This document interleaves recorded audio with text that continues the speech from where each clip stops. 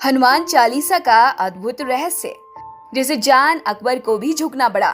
भगवान को अगर किसी युग में आसानी से प्राप्त किया जा सकता है तो वो युग है कलयुग। इस कथन को सत्य करता है एक दोहा रामचरितमानस में तुलसीदास जी ने लिखा है, नहीं कली करम न भगति विवेकु, राम नाम अवलंबन एकु, काल नेमि कली कपट निधानु, नाम सुमति समरथ हनुमानु।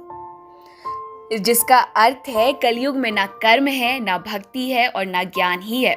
राम नाम ही एक आधार है। कपट की खान कलयुगी रूपी कालनेमी के लिए राम नाम ही बुद्धिमान और समर्थ श्री हनुमान जी हैं। जिसका अर्थ है कि कलयुग में मोक्ष प्राप्त करने का एक ही लक्ष्य है, वो है भगवान का नाम लेना। तुलसीदास ने अपने पूरे जीवन में कोई भी ऐसी बात नहीं लिखी जो गलत हो। उन्होंने आध्यात्म जगत को बहुत सुंदर रचनाएं दी हैं। ऐसा माना जाता है कि कलयुग में हनुमान जी सबसे जल्दी प्रसन्न हो जाने वाले भगवान हैं।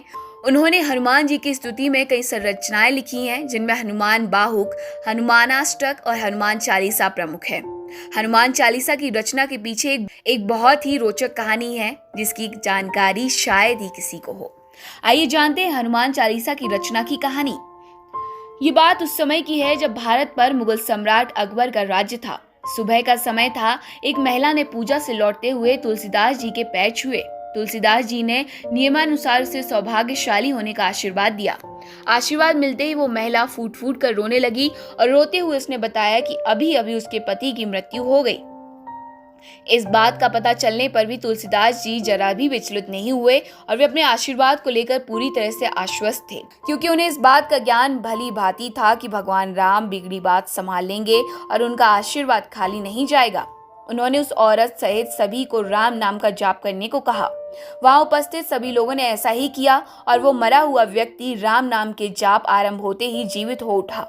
ये बात पूरे राज्य में जंगल की आग की तरह फैल गई। जब ये बात बादशाह अकबर के कानों तक पहुंची तो उसने अपने महल में तुलसीदास जी को बुलाया और भरी सभा में उनकी परीक्षा लेने के लिए कहा कि कोई चमत्कार दिखाए। ये सब सुनकर तुलसीदास जी ने अकबर से बिना डरे उसे बताया कि वो कोई चमत्कारी बाबा नहीं है, सिर्फ श्री राम जी के भक्त हैं। अकबर इतना सुनते ही क्रोध में आ गए और उसने उसी समय सिपाहियों से कहकर तुलसीदास जी को कारागार में डलवा दिया। तुलसीदास जी ने तनिक भी प्रतिक्रिया नहीं दी, राम नाम का जाप करते हुए कारागार में चले गए।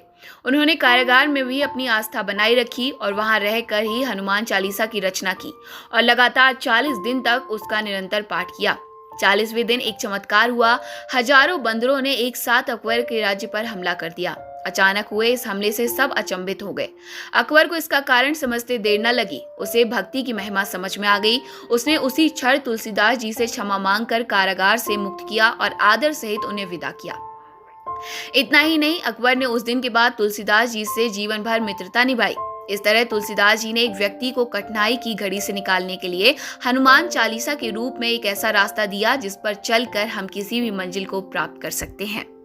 इस तरह हम भी भगवान में अपनी आस्था को बरकरार रखना चाहिए। ये दुनिया एक उम्मीद पर टिकी है। अगर विश्वास ही ना हो तो हम दुनिया का कोई भी काम नहीं कर सकते।